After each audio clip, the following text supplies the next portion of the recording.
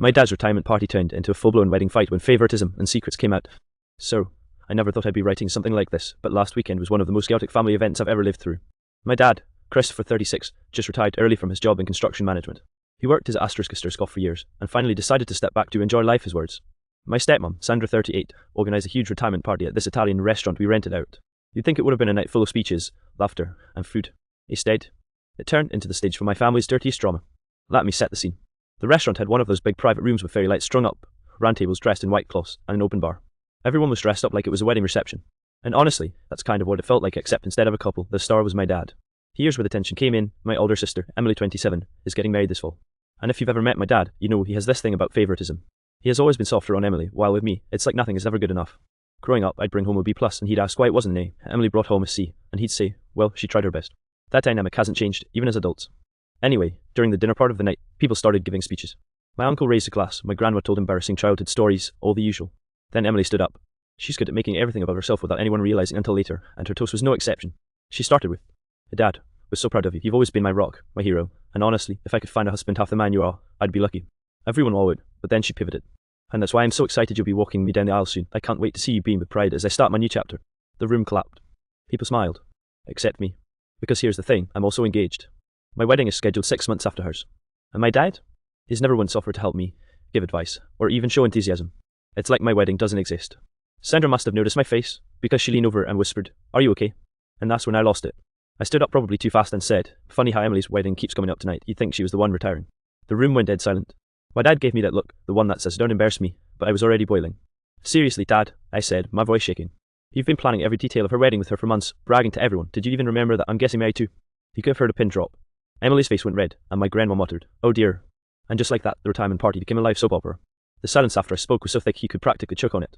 My dad set down his wine glass slowly, like he was preparing for battle. His jaw tightened, and he gave me that disappointed dead glare I've known my whole life. Don't start tonight, he muttered through clenched teeth. But I wasn't backing down. Why not? You've already made it clear who matters more to you. Might as well say it out loud. Emily jumped in, her voice high-pitched with the fake innocence she always uses. Why are you making this about you? This is Dad's night. Can't you just be happy for him instead of throwing a tantrum? I laughed, but it came out bitter. Oh, of course, because God forbid Christopher's golden child doesn't get the spotlight for 5 minutes. Gasps rippled around the room. Sandra shifted uncomfortably in her seat, clearly torn between smoothing things over and letting me vent. My uncle coughed into his napkin. The poor waiter who'd been pouring coffee froze mid-step like he'd accidentally walked into a crime scene. Then my dad slammed his hand down on the table. The sound echoed across the room. That's enough, he barked. Everyone jumped. I swear even the glasses rattled. You've been nothing but ungrateful lately, he snapped at me. You think I don't care about your wedding? I've been busy working, planning my future, and now trying to actually enjoy retirement. Not everything revolves around you. That stung. But it can revolve around Emily. You've been at every dress fitting, tasting cakes, even calling her florist like it's your wedding too. Meanwhile, I asked you if you'd help me check out venues, and you said you didn't have time. Emily stood up now, red-faced. Because my wedding actually matters to him, she blurted. The room collectively gasped again. I saw half my relatives drop their forks. Sandra's eyes went wide, and she hissed, Emily. But the damage was done. I could feel everyone staring at me, waiting for me to explode. My chest felt tight, and my hands were shaking under the table. You know what? I said quietly, but with that edge in my voice. Thanks for finally saying it out loud. At least now I know where I stand. I pushed back my chair, the screech of it against the floor making me wince. My dad called after me, don't you dare walk out. But I was already halfway across the room. Sandra hurried after me, heels clicking on the tile. She caught my arm near the doorway. Please, she whispered. Don't leave like this. You'll regret it later. I turned to her, eyes stinging. What's there to regret? They made it pretty clear how they feel. Sandra looked torn, like she wanted to defend my dad but couldn't deny the truth. Behind her, I could hear the muffled sound of Emily crying dramatically, my dad trying to comfort her like she was a victim. And in that moment, standing by the exit of an overpriced Italian restaurant, I realised this wasn't just about a party. This was about years of favoritism bobbing to the surface in the most humiliating way possible. I didn't leave even though every instinct screamed at me to run. Standing by the doorway, I watched my dad hover over Emily like she was some fragile little porcelain doll, patting her back and whispering something I couldn't hear. Meanwhile, half the guests were frozen, unsure whether to intervene or just sit there whine awkwardly. Then my grandma shuffled over, muttering under her breath, Christopher, you make your scene. I groaned internally. Of course she'd take a side. Grandma has always been Emily's cheerleader, practically wrapping her in bubble wrap since birth. Grandma, come on, I said, my voice tighter than I wanted. Can you see this is unfair? She pursed her lips. It's your dad's party, this isn't the time to fight. I felt my temper rising, but then something unexpected happened. My cousin Jake, 29, stood up, one eyebrow raised. He rarely speaks in family meetings, but when he does, people listen. You know, he said, glancing at my dad, this isn't about anyone's party, it's about how the hell we treat people like favourites. We've seen it for years, maybe it's time someone said it. The room shifted uncomfortably. I looked at Jake, shocked but grateful. Someone finally had my back. My dad stiffened. Jake, don't shake me, he shot back. You're acting like this is all about Emily getting everything. Because it is, Jake replied evenly. You've planned her wedding like it's a national holiday, meanwhile, your other kid, your son, gets crumbs. You can't act like that doesn't hurt. Emily shrieked, tears streaming down her face. He's being dramatic. Dad's always been supportive. No, he hasn't. I yelled, my voice cracking. He's never offered to help me, never asked me how I was doing with planning, never even congratulated me properly when I got engaged, and you want me to just sit here and smile while everyone pretends this is normal. Sandra stepped between us, arms outstretched like a peacemaker. Everyone calm down, this isn't how we handle things, we can talk about it later, privately. I shook my head, furious. Later doesn't fix years of favoritism, Sandra. Later doesn't make Dad stop acting like Emily's happiness is the only one that matters. For the first time, I saw my dad's face soften, like he finally realized maybe I wasn't overreacting. He ran a hand through his hair, and the fight in his eyes faltered. I didn't realize. Emily sniffled dramatically, wiping her tears. Well, maybe you should have thought about that before planning every single detail of my wedding. The tension was palpable, thick enough to cut with a knife. Hess shifted in their seats, unsure if they should intervene or quietly pray the night wouldn't implode completely. That's when I realized something important. This wasn't just a fight. It was a wake-up call for my dad. The favoritism, the uneven love, the unconscious choices, it was all on the table now, in front of everyone. And while I still felt humiliated, I knew something had changed. I just didn't know if it was going to get worse before it got better. The tension in the room was electric, like every family member was holding their breath, waiting for the next explosion. I could feel my heart hammering in my chest. My dad looked like he was about to either cry or scream. I honestly wasn't sure which. Emily was still red-faced, trying to cling to some shred of dignity. Then it happened. My dad's phone buzzed on the table. He glanced at it, and his eyes went wide. Sandra, curious, leaned over. What is it? He hesitated, then muttered, it's nothing.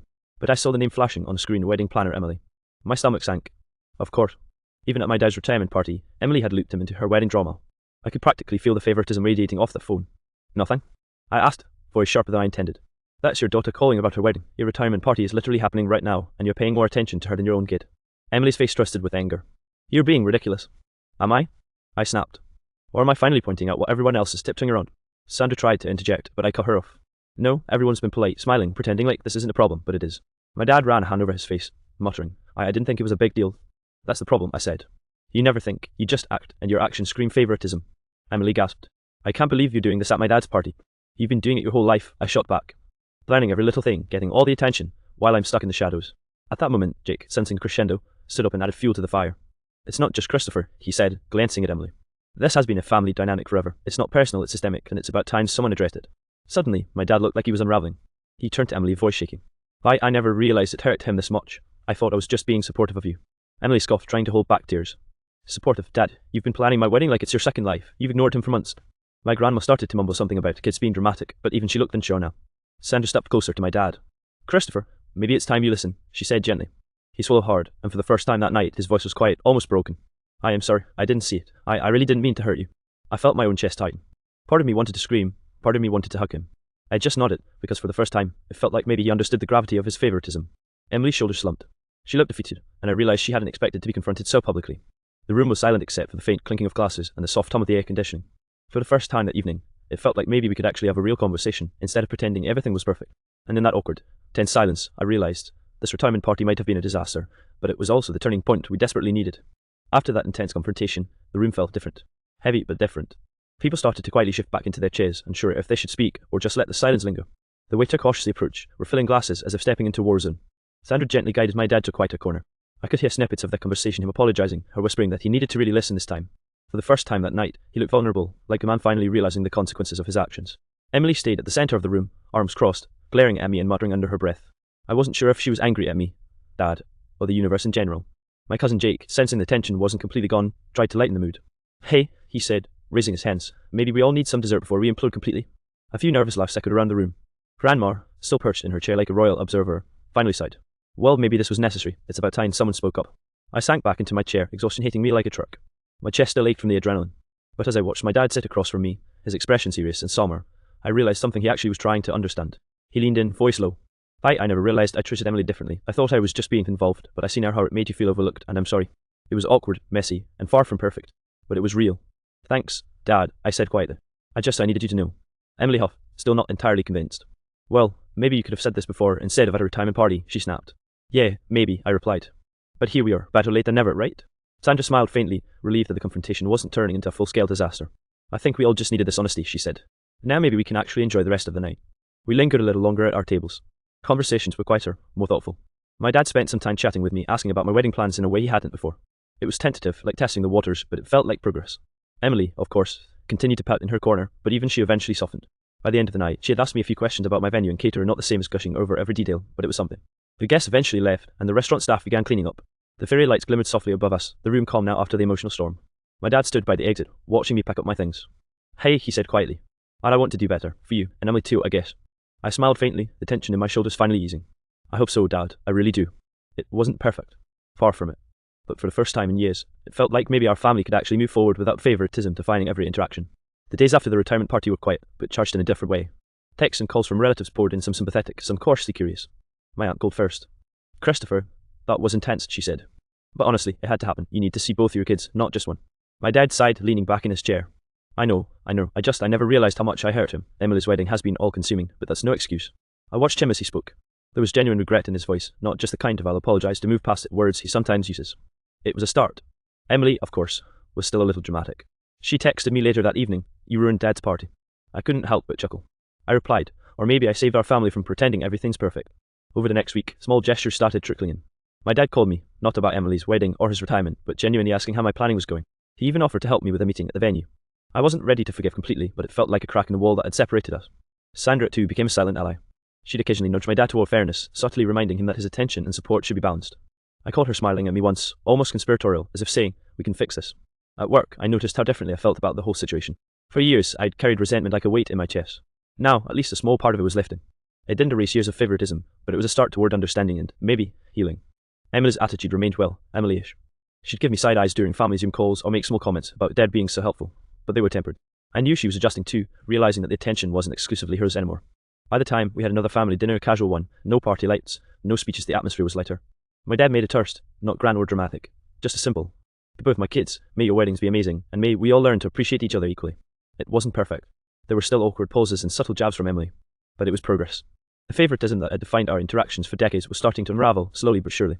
And for the first time, I realized something. It didn't have to be a huge, perfect gesture or an ideal moment for a real change to happen. Sometimes, a messy, emotional confrontation at a retirement party was exactly what a family needed to start healing. For now, that was enough. The final piece of the puzzle came a few weeks later, during a small family gathering at our house. No fancy restaurant, no speeches, just dinner and casual conversation. The tension that had plagued the last few months had eased into something quite tentative, but real. My dad, Christopher, surprised me first. He walked into the kitchen while I was unpacking some groceries and said, "Hey, I wanted to apologize again. I know words aren't enough, but I'm trying. I really am." I paused, blinking. "Thanks, Dad. That means a lot." He nodded, looking genuinely reflective. "I see now how my favoritism hurt you, and Emily too. Honestly, I want to do better. All of you deserve equal attention, love, and support." I felt a lump in my throat. Hearing him say that finally was surreal. I hadn't expected him to admit it so openly, and it felt like a release. "I know you're trying," I said softly. "That's what matters." Later, Emily wandered into the kitchen, arms crossed as usual. I braced myself, expecting her to snap, but instead she muttered, I guess I overdid it at the party. I didn't think about how it looked." "Yeah," I said, trying not to smile too widely. "Maybe next time we all get some spotlight." She rolled her eyes but didn't argue. Small victories. That night, we all gathered around the dining table. The conversation flowed easier than it had in years. My dad asked about my wedding plans in detail, genuinely interested this time. Emily chimed in, less dramatically than usual, giving advice instead of commanding the spotlight. Sandra smiled quietly, clearly proud of the subtle progress. I realized something important. The retirement party hadn't just been a disaster. It had been a catalyst. A messy, emotional, impossible to ignore catalyst that forced our family to confront favoritism and hurt feelings we'd all tiptoed around for years. By the time dessert came home made tiramisu courtesy of my grandma, we laughed over small mishaps in the kitchen. My dad made a small toast. To family, to fairness, and to learning, even when it's messy. Everyone raised their glasses. It wasn't perfect. We weren't magically healed. But it was something real, something honest. And for the first time in a long time, I felt like my voice mattered just as much as Emily's. That night, as I lay in bed, I reflected on the chaos of the retirement party, the tears, the shouting, the embarrassment. And I realized that sometimes, family drama messy, humiliating, and avoidable can be the thing that finally forces growth. Christopher, my dad, had finally seen the imbalance. Emily had been confronted with reality, and I had finally felt hurt. It wasn't flawless, but it was a start. And for our family, that was more than enough.